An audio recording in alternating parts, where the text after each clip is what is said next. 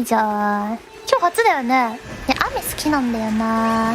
でも最近気づいたのは坂本は低気圧に少し弱いということ。ずっとさ、雨大好きなんだよなとか思ってたけど、あんまし向いてないんだよね、実は。わざわざ雨の日に出かけるまであるのにさ。危ね。おいおい。ちょっと。おい。落ち着けないんだけど。